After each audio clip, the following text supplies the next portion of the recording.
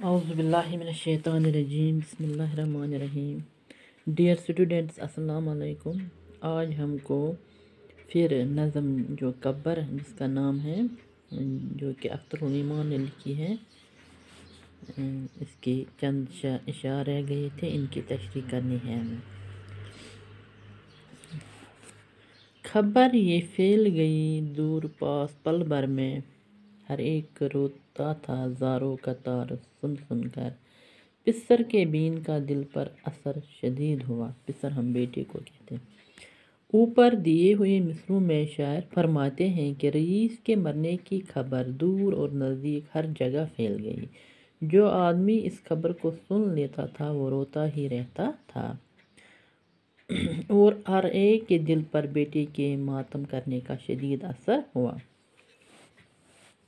وہ سینہ پیٹ کے کہتا تھا بار بار پدر، چلے ہو ایسی جگہ چھوڑ کر ہم سب کو، جہاں نہ دوست نہ ہمدم نہ کوئی مونس ہے، اندھیری کوٹھری ہوگی اکیلے رہنا ہے۔ شاعر فرماتے ہیں کہ اس رئیس کا بیٹا سینہ پیٹ پیٹ کے بار بار کہتا کہ اے میرے پیارے والد، آپ ہم سب کو چھوڑ کر ایسی جگہ روانہ ہوئے ہو جہاں نہ کوئی دوست ہوگا، نہ کوئی پیارا ساتھی ہوگا، اور نہ کوئی ہمدرد ہوگا۔ وہاں ایک اندھیری کوٹھری ہوگی، یعنی قبر کے بارے میں یہ یہاں اشارہ دیتا ہے، اور اس کوٹھری میں اکیلا ہی رہنا ہوگا۔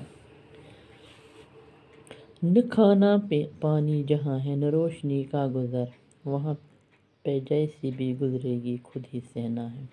شاعر بیٹے کی زبان سے کہلواتے ہیں کہ جس جگہ والد صاحب کو رہنا ہوگا وہاں نہ تو کھانے کو کچھ ملے گا نہ پینے کو، اور وہاں روشنی کا بھی کوئی انتظام نہیں ہوگا، بلکہ بالکل اندھیرا ہوگا، اور وہاں پہ جو بھی گزرے گی جیسا بھی حال ہوگا وہ تنہا خود ہی برداشت کرنا پڑے گا۔ ہر ایک چیز کو ترسو گے، ہائے ہائے وہاں کوئی مدد کو نہ آئے گا، ایسی دنیا ہے۔ بیٹا باپ سے کہتا ہے کہ جہاں آپ کو رہنا ہے وہاں ہر ایک چیز کے لیے ترسنا ہی ہوگا، اور وہ دنیا ایسی ہے کہ کوئی بھی وہاں مدد کرنے نہیں آئے گا۔ غریب بھی کوئی شامل تھا اس جنازے میں، اور اپنی نوری نظر کو بھی ساتھ لایا تھا۔ اس جنازے میں کوئی غریب شخص شامل تھا اور اپنے بیٹے کو بھی ساتھ لایا تھا۔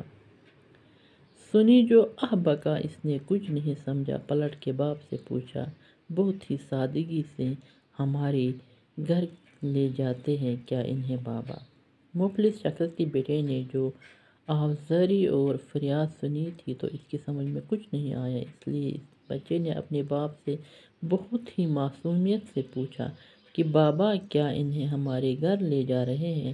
گویا مفلس شخص کے بیٹے کو قبر کی کھینچی ہوئی تصویر اپنے گھر کی جیسے لگی۔ کچھ سوالات ہیں یہاں۔ شاعر نے رئیس کے بیٹے کی زبانی قبر کی زندگی کی کیا تفصیل بیان کی ہے؟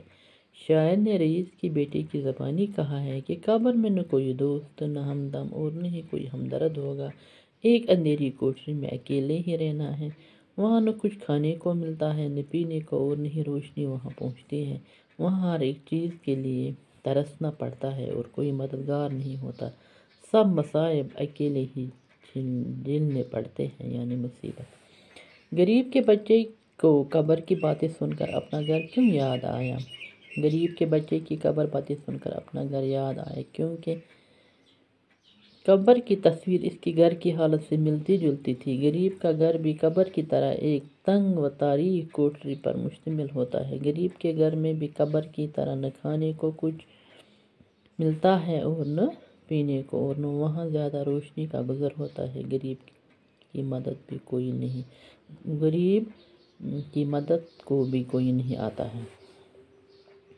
اس نظم سے آخری مصرع نکال دیا جائے تو اس سے نظم کے تاثر پر کیا اثر پڑے گا؟ اس نظم کا آخری مصرع نکال دیا جائے تو اس نظم کے اصلی معنی بھی غائب ہو جائیں گے اور نظم بے معنی قصہ بن کر رہ جائے گا۔ شاعر نے اس نظم میں جو قصہ بیان کیا ہے اس کو اپنے لفظوں میں لکھیں۔ شاعر اس نظم میں ایک کہانی بیان کرتا ہے جو بقول شاعر ایران کے ایک شہر کی کہانی ہے۔ یہ کہانی اس دنیا میں آنے اور جانے، موت اور حیات کے سلسلے سے تعلق رکھتے ہیں۔ موت ایک ایسا بنور ہے جس میں ہر ایک جاندار چیز ڈوب کر غائب ہو جاتی ہے۔ کہتے ہیں کہ ایران کے کسی قصبے کا کوئی بڑا رئیس موت کے پھیلائے ہوئے اس جال میں ایسا پھنسا کہ اس کی کوئی ترکیب کار نہ آئی، اور رئیس نے ہر ایک طریقہ آزمایا، غرض ہر دوا، ہر علاج جو کچھ انسان کے بس میں تھا، وہ سب کچھ تمام طبیب اور حکیم، چاہے وہ دور کے تھے یا نزدیک کے، سبھی کو علاج کی خاطر بلایا اور انہیں کافی دن دولت سے نوازا۔ آخرکار وہی ہوا جو خدا کو منظور تھا، اور باپ کا انتقال ہوگا۔ بیٹا اپنے باپ کے ماتم میں زار و قطار رونے لگا اور آہ و فریاد کرنے لگا۔ وہ سینہ پیٹ پیٹ کے بار بار کہتا تھا، اے میرے والد، آپ ہم سب کو چھوڑ کر ایسی جگہ روانہ ہو گئے ہیں جہاں نہ کوئی دوست ہوگا، نہ کوئی پیارا ساتھی ہوگا، نہ کوئی ہمدرد ہوگا۔ وہاں ایک اندھیری کوٹری ہوگی اور اس کوٹری میں اکیلے ہی رہنا ہوگا۔ وہاں نہ کھانے کو کچھ ملے گا نہ پینے کو۔ وہ اندھیری کوٹری ہوگی، وہاں تمہیں خود ہی سب کچھ برداشت کرنا پڑے گا اور ہر ایک چیز کے لیے ترسنا ہوگا، اور وہ دنیا ایسی ہے کہ کوئی بھی وہاں مدد کو نہیں آئے گا۔ اس جنازے میں کوئی مفلس آدمی بھی شامل تھا، اس کا بیٹا بھی اس کے ساتھ آیا تھا۔ مفلس کے بیٹے نے جو آہ بکا سنی تو اس کی سمجھ میں کچھ نہیں آیا، اس لیے اس نے اپنے باپ سے بہت ہی معصومیت سے پوچھا کہ بابا، اس رئیس کو ہمارے گھر لے جاتے ہیں؟ گویا مفلس شخص کے بیٹے کو قبر کی کھینچی ہوئی تصویر اپنے گھر کی جیسی لگی۔ باقی وسلم۔ خدا حافظ۔